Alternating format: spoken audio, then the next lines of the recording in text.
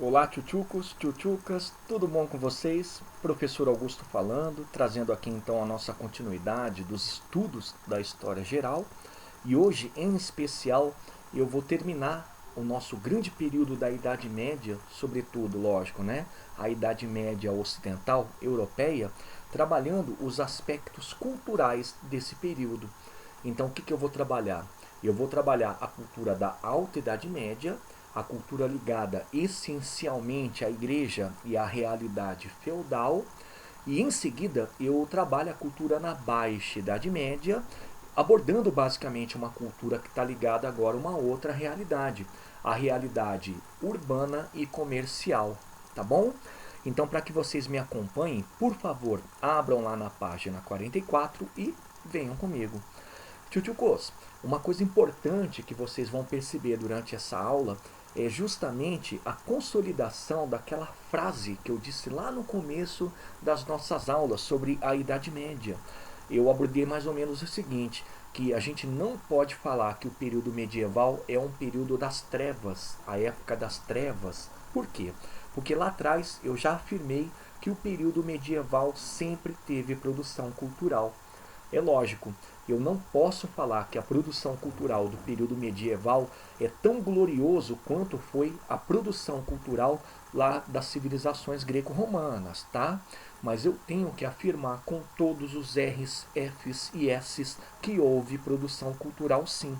Mas produção cultural essencialmente ligado ao contexto da época, ao contexto medieval. Entenderam? Agora, sabe por que eu tenho que passar esse conteúdo e tenho que relembrar esse assunto? Porque muita gente vai para as provas de vestibulares acreditando que não tem o porquê de trabalhar e estudar a cultura medieval.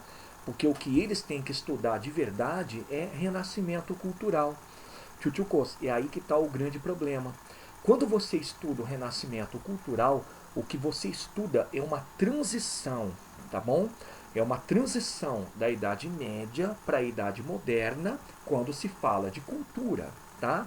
Mas vocês já repararam que a produção cultural do Renascimento é uma produção que valoriza a cultura greco-romana? É, então é por isso que vocês esquecem de estudar a Idade Média em aspectos culturais, porque o renascentista ele pejoriza esse período. Ele fala que o período medieval foi um período de não produção, foi um período de trevas. Eles é que cunharam esse termo para a Idade Média. E por isso eles acabam chamando para si a atenção que todo mundo tem que dar sim, mas muitos só dão para, de que eles são os produtores culturais. E está errado, tá?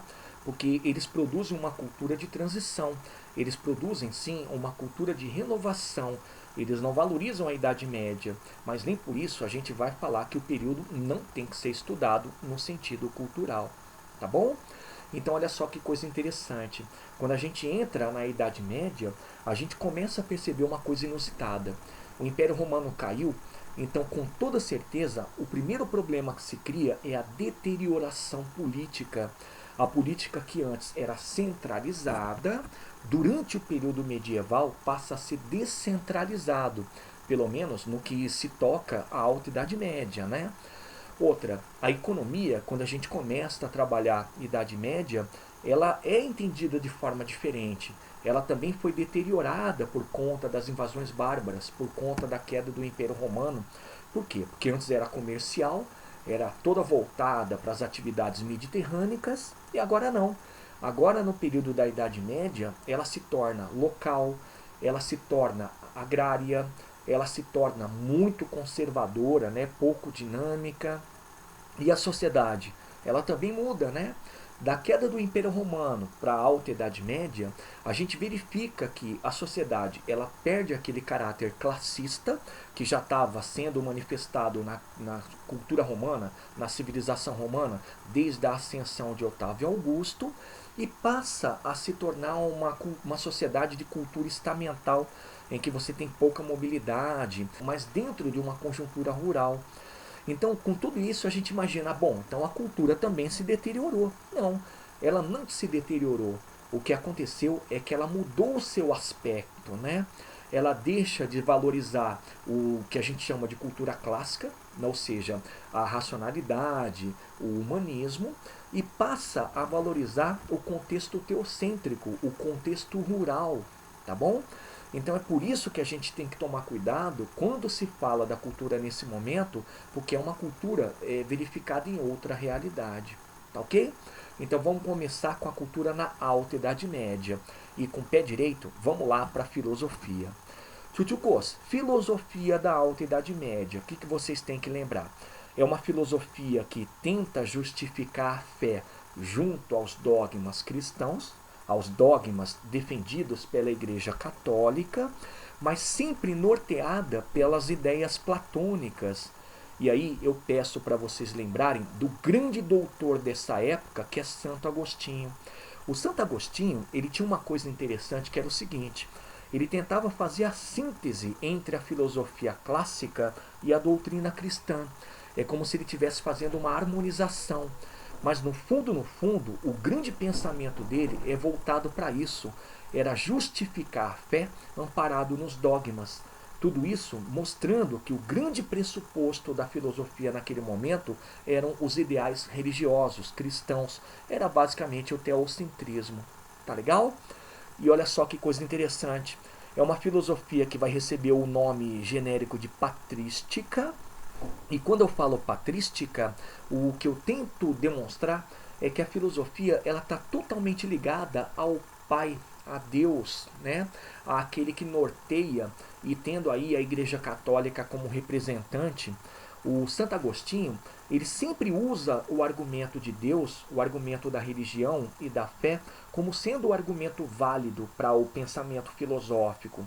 Tanto é que nos livros Confissões e Cidade de Deus, ele sempre aborda a ideia de a natureza humana ser uma natureza corrompida.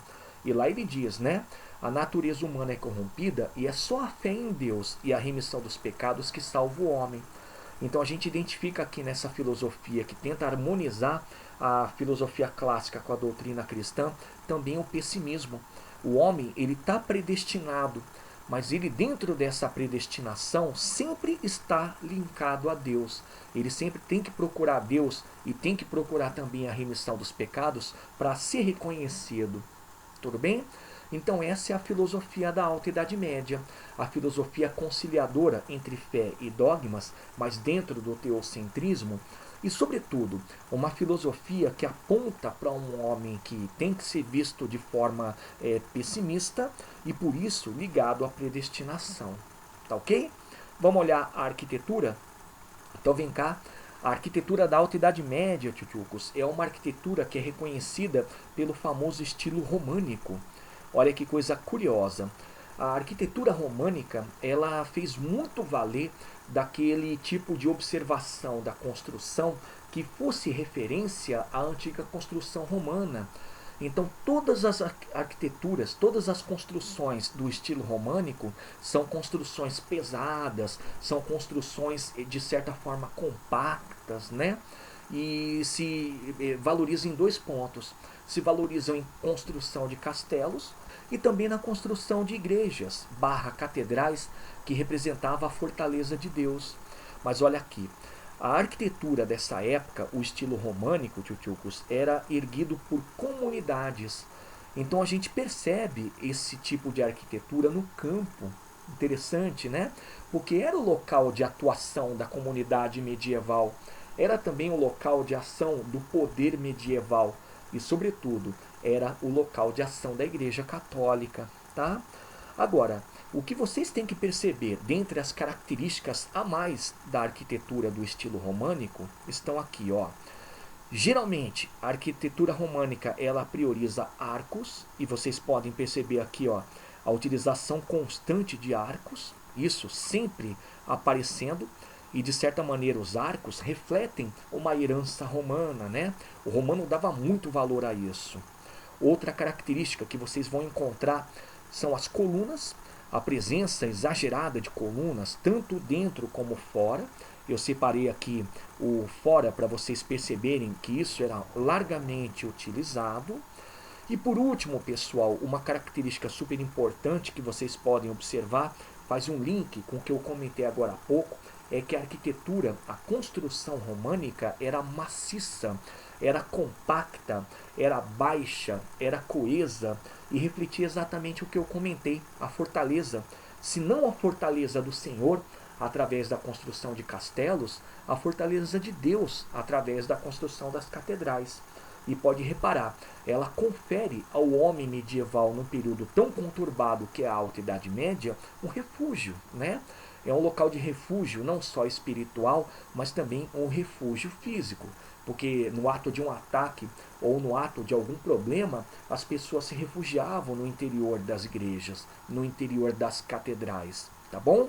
E o exemplo que eu coloquei aqui é o exemplo da construção em catedrais, a construção de igrejas. E guardem sempre, isso reflete o mundo da época. E, sobretudo, a construção dessas igrejas, dessas catedrais, era sempre feito pela comunidade. Tá bom? Vamos olhar então agora a educação. Tchutchucos, educação na Alta Idade Média, já circulem, é sempre restrita à igreja, tá? A educação, ela sempre valorizava a formação dos componentes da Igreja Católica. Então, não à toa, o que vocês vão encontrar de educação estão presentes em mosteiros. A educação também está muito presente dentro de igrejas. E tanto mosteiros como igrejas estavam dentro do ambiente rural. Tá legal? Então vem cá. Nos mosteiros, a educação, ela basicamente era para formar aquele que vai representar a Igreja Católica junto ao meio comunitário. Apesar de muitos mosteiros se fecharem. Agora, existiam também as escolas episcopais que serviam a priori para a formação de altos membros da Igreja Católica, ou seja, bispos, cardeais, mas também podiam ser estendidas essas práticas educacionais aos filhos dos nobres, mas não a todos, tá? Mas sim àqueles filhos que estavam para entrar para a Igreja Católica. Tudo bem? Então a educação, tchutchucos, na Alta Idade Média é bem isso. É uma educação para a Igreja Católica. É uma educação ligada à formação de membros do clero. Joinha? E para finalizar, 2 bônus para vocês. Primeiro, a literatura. Literatura não pus aqui, tchutchucos, mas eu peço para vocês colocarem e escutarem. E nesse período, a produção literária, ela basicamente era feita ou em cima de temas religiosos, no que nós chamamos a geografia, a escrita de história de santos, e vindo basicamente da necessidade da igreja de colocá-los como símbolos, né? Como ícones, como exemplos, ou se não, a literatura era voltada para documentos oficiais. E esses documentos oficiais, tchutchucos e tchutchucas, eram documentos oficiais dos senhores, dos reis, né? Que eram suzeranos, mores, mas meramente eram documentos que tinham circulação restrita porque eram circulações mais cortesãs. Era a circulação dentro dos castelos ou dentro do próprio espaço de atuação desses senhores, tá? E aí tem um detalhe. No finalzinho da Alta Idade Média, começaram a surgir contos históricos, tá? E esses contos históricos eram contos que valorizavam as grandes proezas, valorizavam o ideal de cavaleiros, né? Valorizavam também o heroísmo, mas mesmo assim era restrito. Por quê? Porque muito da população estava deslocado do conhecimento literário. Então, basicamente, só quem lia tinha acesso a esses contos. E se não tinham acesso à leitura em si, eles ouviam. Então havia muito da oralidade. É interessante, né? Uma literatura que era escrita, mas tinha meio muito restrito de circulação, mas havia a propagação no sentido oral, que era muito mais comum, tendo em vista o fato das pessoas não terem a educação formal. Tá bom? E o outro bônus, vou colocar aqui, tchutchucos abreviado, música. Sim, tivemos música na Alta Idade Média. E a música na Alta Idade Média, ela basicamente era uma música sacra, tá? E o maior exemplo da música sacra é o canto gregoriano, o também chamado cantochão. Ele foi criado para poder fazer a anunciação das rezas, das ladainhas, utilizando o ritmo, tá? Mas eram músicas sacras, eram músicas que ficavam restritas à Igreja Católica, tá bom? Então tá aí, tchutchucos, cultura na Alta Idade Média. A filosofia patrística, a arquitetura do estilo românico, a educação ligada a mosteiros, a literatura de forma mais oficial, né, tendo ou tema religioso ou tema oficial propriamente dito, e a música, música sacra, a música dentro da igreja. Tá joia? Então perceberam que tudo isso é ligado ao contexto rural, ao contexto religioso. Então vamos olhar agora a cultura na Baixa Idade Média. Então vem cá, primeira coisa que vocês têm que pensar na cultura da Baixa Idade Média é o contexto. Contexto do renascimento comercial e urbano, contexto do surgimento da burguesia e contexto das transformações. Tchutchucos, é lógico que com esse cenário a cultura da Baixa Idade Média ela teve um aspecto diferenciado. E eu começo falando dessa diferenciação em termos de aspectos, comentando a filosofia. O que foi a filosofia da Baixa Idade Média? A filosofia da Baixa Idade Média, tchutchucos e tchutchucas, foi uma filosofia muito interessada em conciliar o racionalismo com os dogmas cristãos. Interessante, né? O que na Alta Idade Média você tinha de tentativa de harmonização era a fé com dogmas, agora é razão com dogmas. E o grande nome que vocês vão guardar, que sempre procurou fazer essa harmonização agora da razão com a fé, ou da razão com os dogmas, pode colocar coração, é São Tomás de Aquino. São Tomás de Aquino, tchutchucos, que inclusive era um dos principais defensores das ideias aristotélicas, né? Tentando demonstrar, inclusive, até um homem que era diferenciado, um homem que tinha que ser visto de forma otimista. Ele sempre dizia, por exemplo, na Suma Teológica, um dos principais livros dele, que o progresso do homem sempre dependia de Deus e do esforço, o esforço dele. Então ele tenta harmonizar. Ele não está deslocando o homem dizendo que o homem é uma potência, ou ele não está deslocando a religião dizendo a religião em si só é mais importante. Ele está tentando conciliar. Então ele foi um ardoroso defensor do livre-arbítrio pessoal, porque nessa proposta de tentar harmonizar razão e fé e demonstrar um homem de forma mais otimista, ele estava dizendo que o livre-arbítrio era o ambiente de vida desse homem novo, desse homem da Baixa Idade Média. Tchutchucos, o pensamento dele foi tão importante que a gente fala que o pensamento filosófico da Baixa Idade Média, genericamente, é chamado tomismo. E foi esse tomismo, esse pensamento, por exemplo, fundamentado nas ideias do São Tomás, que vai desenvolver a escolástica. Bonito, né? E o nome é legal porque escolástica vem daquele que difunde as artes liberais, daquele que se aproxima do racionalismo. E não menos importante a gente guardar também a escolástica, porque foi a escolástica a precursora do humanismo. O humanismo que vocês vão perceber lá no Renascimento cultural, aquele movimento de transição da Idade Média para a Idade Moderna, tá bom? Então tá aqui, coisa básica para vocês, a filosofia da Baixa Idade Média, ela está sintonizada com os novos tempos. É uma filosofia que tem um componente racional, é uma filosofia que se pauta nas ideias aristotélicas, é muito otimista quando se fala do homem e projeta bastante a defesa do livre-arbítrio. Tá legal? Vamos olhar a arquitetura? Olha lá, a arquitetura da Baixa Idade Média já é uma arquitetura que nós denominamos estilo gótico. Também vai se apresentar bastante em construção de castelos, em construção de catedrais. Só que agora ela tem que ser observada, essa arquitetura da Baixa Idade Média, de uma outra maneira. Ela não está ligada ao campo, ela está ligada à cidade. Ela está ligada à dinamicidade que a cidade oferece. Então quem constrói grande parte das construções do estilo gótico, a se, lógico, valorizar demais catedrais, são as corporações de artesãos. Tá legal? Olhem aqui um exemplo para vocês, tchutchucos. Essa construção gótica representada aqui na imagem é uma catedral, tá legal? É a Catedral de São Madon. E vocês podem perceber que em comparação, à construção românica, A gótica é muito mais esguia, né? É muito mais decorada, não é? É muito mais alta, é muito mais, digamos assim, delicada.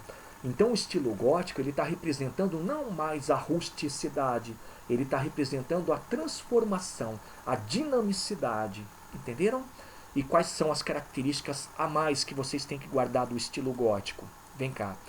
Presença de ogivas, tchutchucos, são chamados arcos ogivais, são arcos pontudos, estão reparando aqui? É um recurso arquitetônico para você conseguir colocar mais peso em cima desse arco e construir catedrais cada vez mais altas. Então, geralmente, as catedrais góticas eram mais altas por conta da presença não só de técnicas, né, mas também do estilo ogival, dos arcos ogivais. Tudo bem? Outra característica, a presença de vitrais, muitos vitrais, estão vendo aqui? Bastante vitrais, estão vendo aqui? Galera, e os vitrais refletiam a ideia de uma sociedade em transformação. Tanto é que esse aspecto do vitral conferia ao interior da igreja maior iluminação. Então o fiel ele se sentia mais confortável, o fiel ele se sente mais em casa, se sente mais protegido e ao mesmo tempo o cintilar de cores que esses vitrais representavam era também um sentido de paz. Tá legal?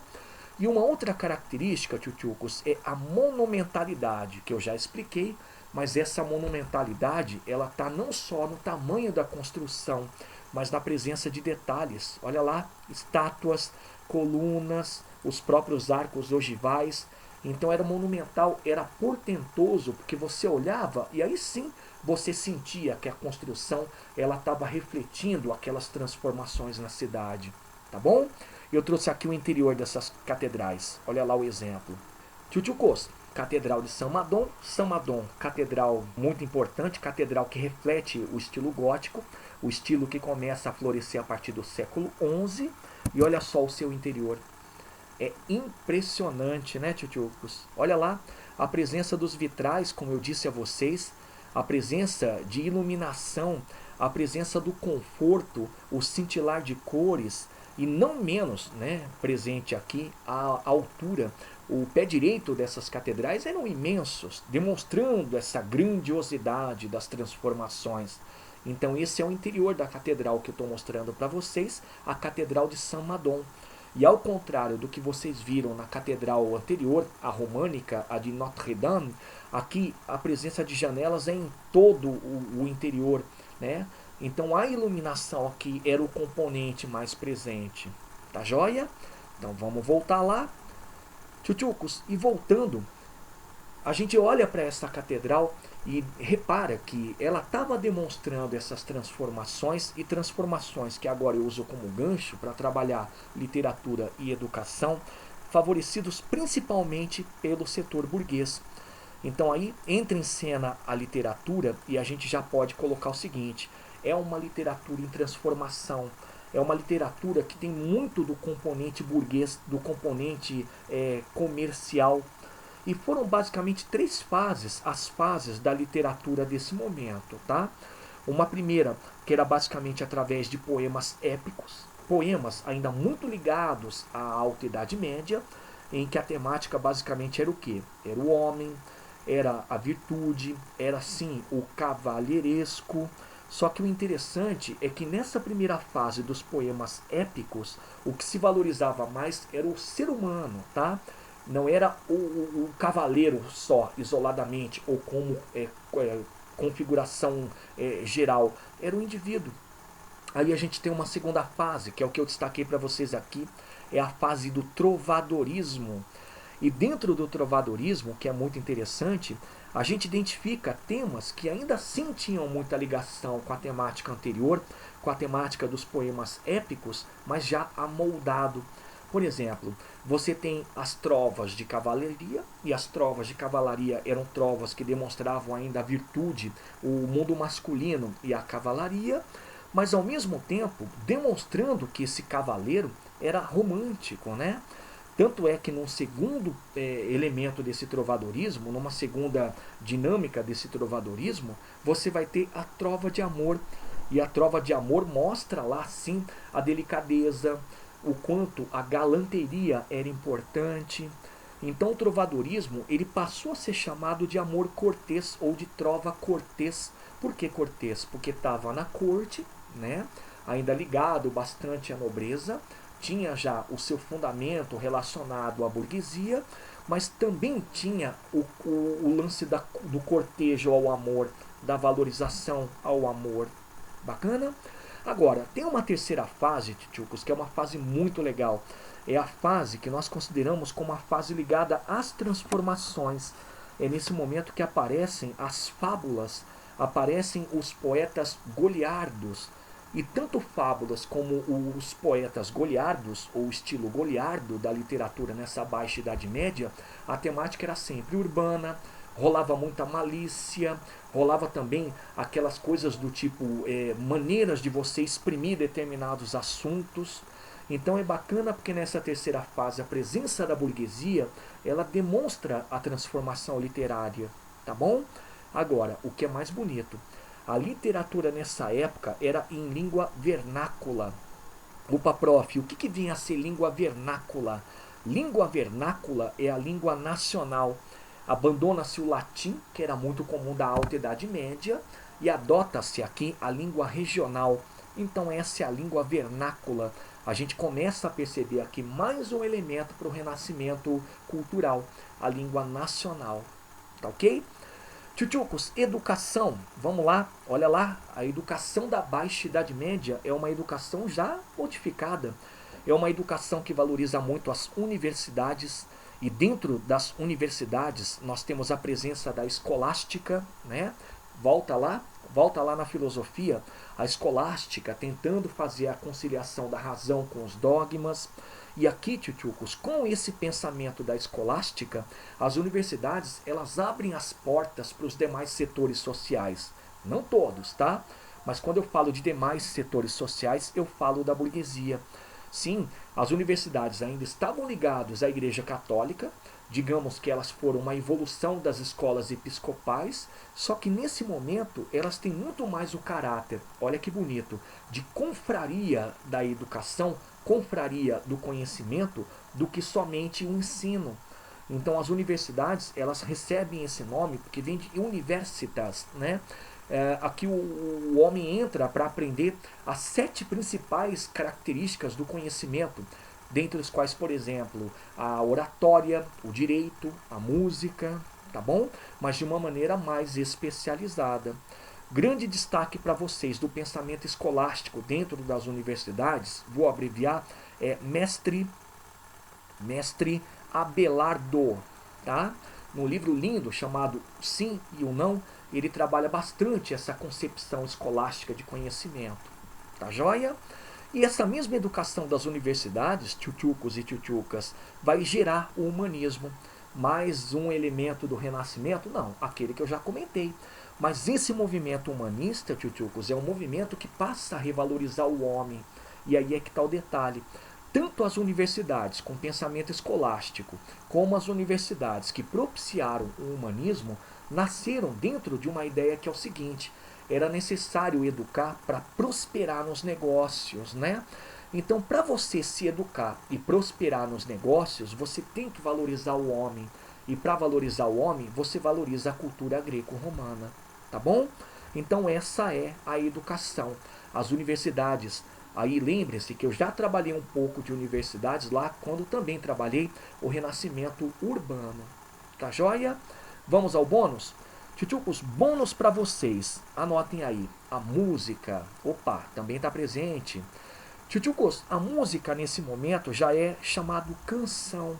Já era acompanhado de instrumentos tocados por menestréis que tinham aquela vida devassa, né? Isso é um conceito da época. Aquela vida errônea. Tchutchucos, e canção, na verdade, é uma alusão à música profana. Aquela música que não faz nenhum tipo de menção religiosa. É a música que conta o cotidiano. É a música que conta o dia a dia. Então reparem, ela tem toda a ligação com a dinamicidade da cidade, né? Tem toda a ligação com as transformações que a burguesia estava começando a fazer e a viver. mas sobretudo tem toda a ligação com tudo isso que são os aspectos culturais da Baixa Idade Média, um momento de transformações. Tá legal? Então não se esqueçam, anotem aí, a música é a canção, é a chamada música profana. Tá ok? Então, tchutchucos, visto o conteúdo, vamos dar uma olhadinha em 3 questões? Bora lá então. Abram lá, por favor, na página 45 e resolvam aí esse exercício 1 junto comigo, tchutchucos. Vamos lá? Questão clássica da Unifesp e tem um texto. Vamos com calma. Terminada a antiguidade, havia à disposição do Ocidente medieval 2 concepções filosóficas fundamentais e distintas.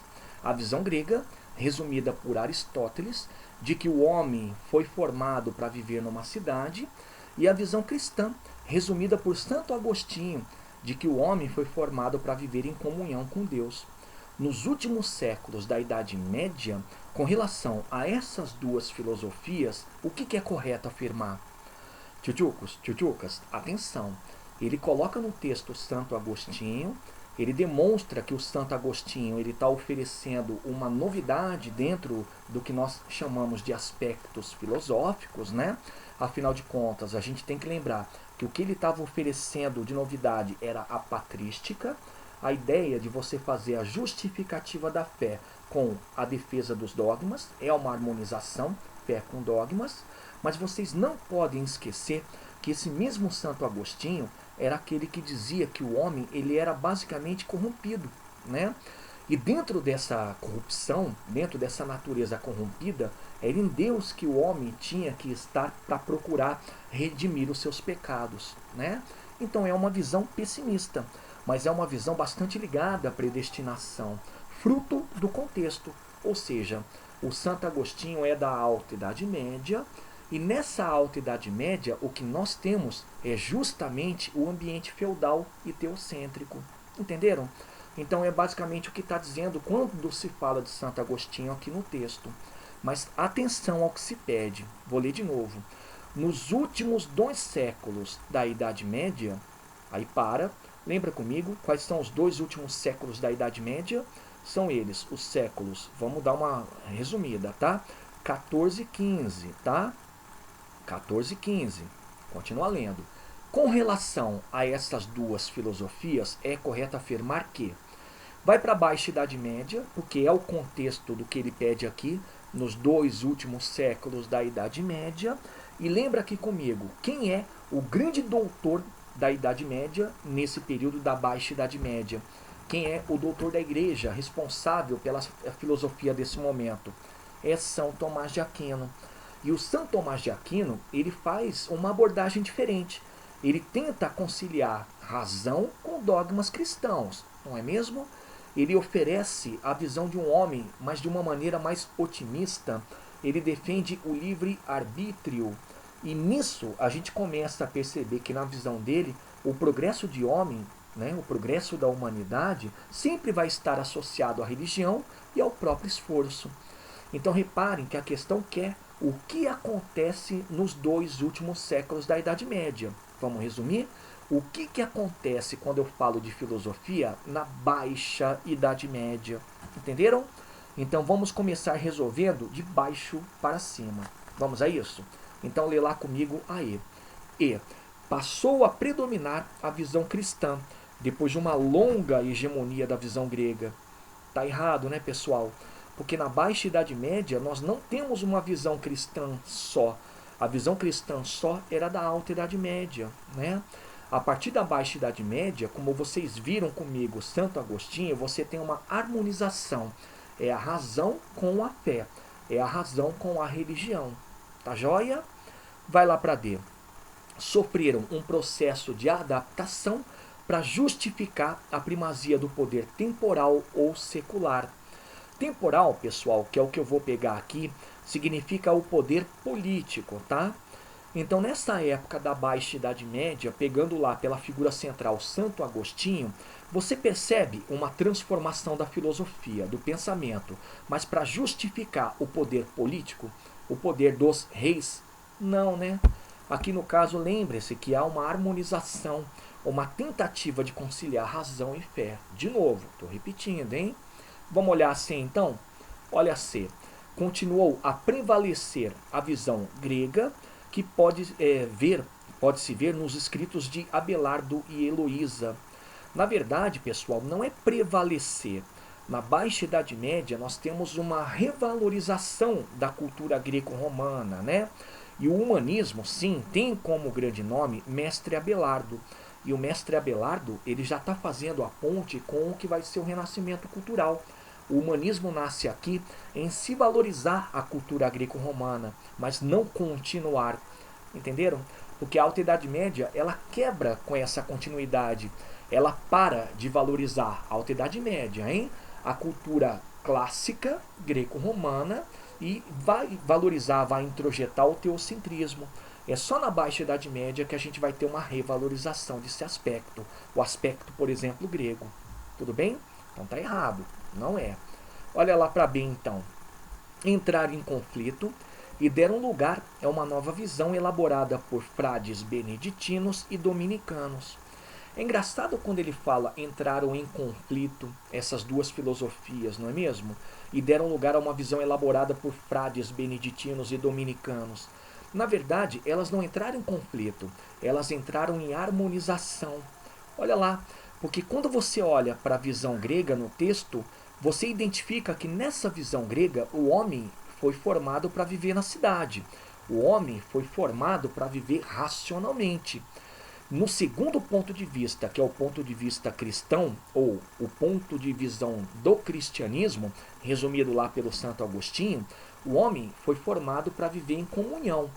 O que o nosso querido Tomás de Aquino faz? Ele faz uma junção, ele faz a harmonização, ele traz a razão para conviver com a religião, com os dogmas.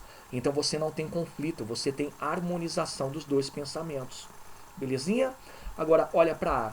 Foram reconciliados por São Tomás de Aquino a unir razão, através, por exemplo, do livre-arbítrio, com a revelação, que aqui no caso é a fé. São os dogmas ainda ligados à Igreja Católica. Entenderam? Então tem toda a razão, né? É uma época de harmonização. Os opostos são harmonizados e o São Tomás de Aquino é o grande nome. Entenderam? Visto, é mais filosofia do que história, né? Então, muita atenção a aulas de filosofia. E se puderem, retomem os estudos. Porque o que eu fiz durante a aula é só uma pincelada. Eu retomei alguns aspectos, mas para trabalhar mais mesmo a cultura. Beleza? Vamos olhar a segunda? A segunda aqui, tchutchucos, a famosa Universidade Federal de Juiz de Fora, Minas Gerais. Não é mais assim, mas lembra um pouco as universidades hoje abordando temas que levam muito à reflexão e trabalham bastante cultura. Vamos olhar? Olha lá o que diz nessa questão, lendo o texto. As primeiras universidades criadas na Baixa Idade Média foram a Universidade de Bolonha e de Paris. Maiores informações, tchutchucos e tchutchucas, assistam à minha aula sobre renascimento comercial e urbano. Porque quando eu falo do renascimento urbano, eu falo da universidade. Ok? Então tá aqui, esse é um dado. Em sua grande maioria, eram ligadas à igreja. Opa, eu dei até uma reforçada na aula de hoje, quando falei da Baixa Idade Média, fundadas pelo Papa ou por ele confirmadas. Resumindo, tem a chancela da Igreja Católica. Monarca e príncipes também julgavam-se no direito de poder criá-las, e criaram. Mas quando criaram, pessoal, criaram dentro de um ambiente novo. É o ambiente do que nós chamamos de renascimento comercial e urbano. É o ambiente da renovação, da transformação, tá bom? Então o que a gente tem que lembrar das universidades? Primeiro, as universidades elas estão ligadas a esse setor urbano comercial. Joia?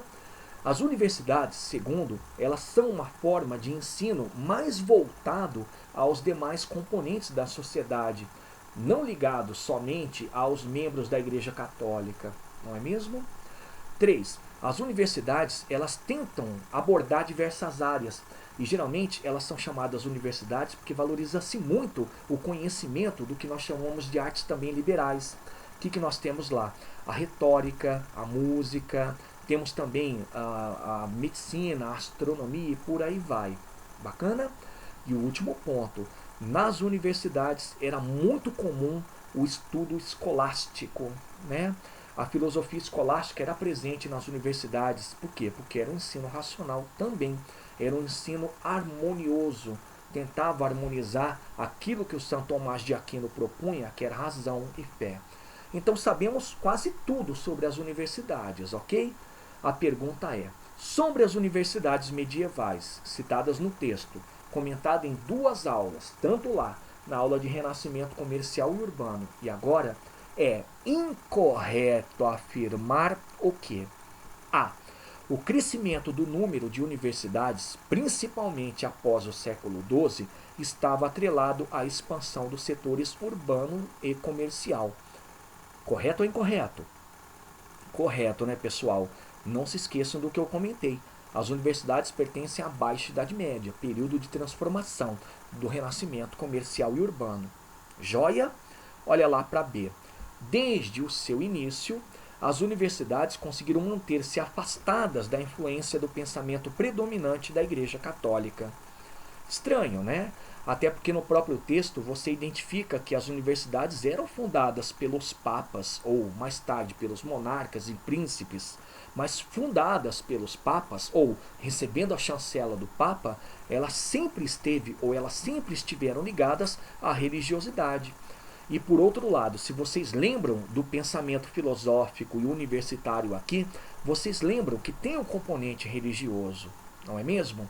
Então parece que essa B aqui está estranha, porque fala que desde o início as universidades conseguiram manter-se afastadas da influência do pensamento predominante da Igreja Católica. Esse desde o início não. Bacana? Separa aí, vamos colocar um xizinho. Vamos avançar para C. A criação das universidades ampliou a atividade de ensino, anteriormente centralizada junto aos mosteiros situados no campo. Ele está dando um exemplo, né? Ele está dando um exemplo de que na Alta Idade Média o conhecimento ele ficava restrito ao quê? Aos mosteiros e às escolas episcopais. Só que tanto um, mosteiros, quanto o outro, escolas episcopais, estavam presentes em que ambiente? Um ambiente rural. E o mais importante, estavam ligados a quem? Estavam ligados à Igreja Católica. Então a universidade ela amplia esse conceito, ou seja, passa a educar mais gente e não está preso ao campo, agora está preso à realidade da cidade. Pensando por essa ótica, professor, tem todo sentido, a C está correta. Eu também concordo, separa aí. Vai para D. O ensino abordava áreas de conhecimento como a gramática, a retórica, a lógica, a aritmética, a geometria, a astronomia e a música. São o que muitos chamam de artes liberais. Estão reparando? Gramática, retórica, lógica, aritmética, geometria, astronomia e música, as 7 artes liberais, os 7 conhecimentos liberais.